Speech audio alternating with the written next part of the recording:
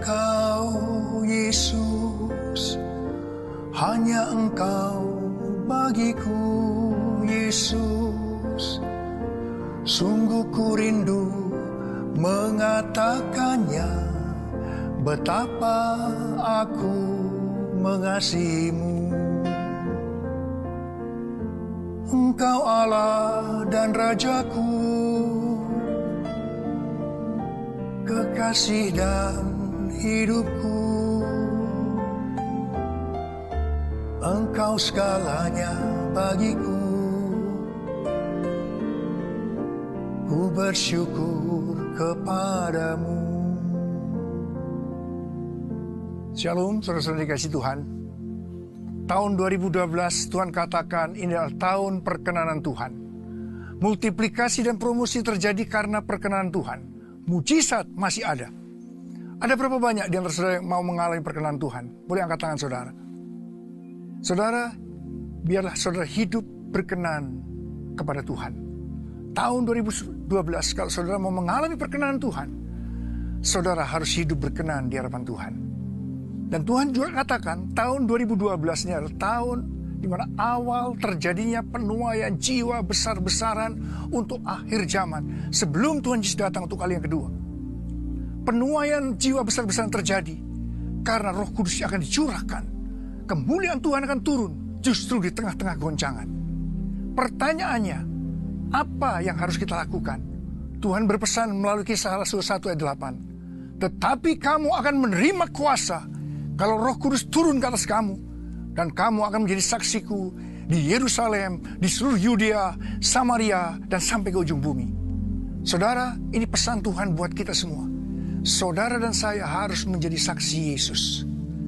Saya percaya ini pesan yang begitu kuat hari-hari ini harus kita lakukan. Kita harus menjadi saksi Yesus karena Roh Kudus akan turun. Kuasa itu akan memenuhi kehidupan kita sehingga kita menjadi saksi Yesus yang luar biasa. Mari kita lihat bagaimana ciri daripada seorang saksi Yesus. Menurut Kisah Rasul 2 ayat 3 dan ayat 42 sampai dengan 47.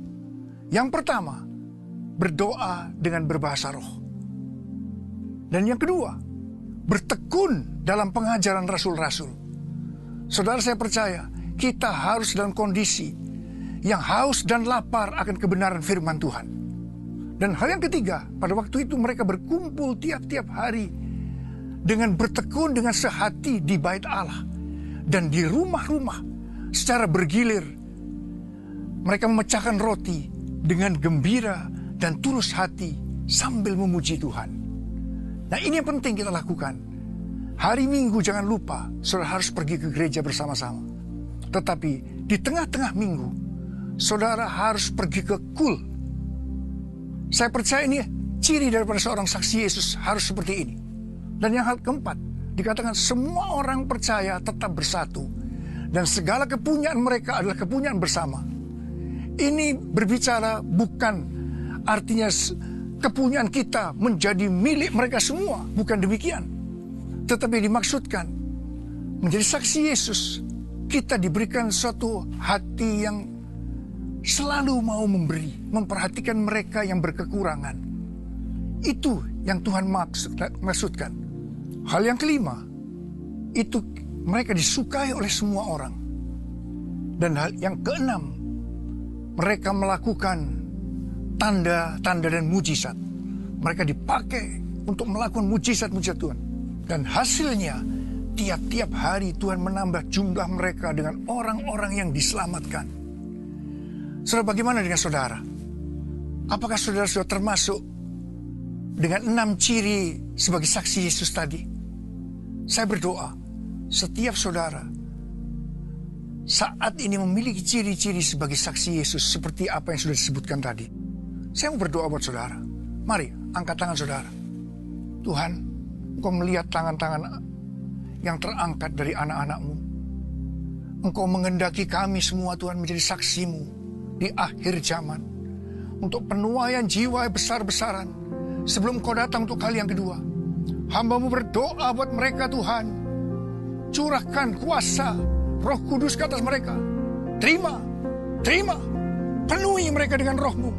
Penuhi mereka dengan roh-Mu. Penuhi mereka dengan roh-Mu. Terima kasih Tuhan. Dalam nama Yesus kami berdoa. Haleluya. Amin.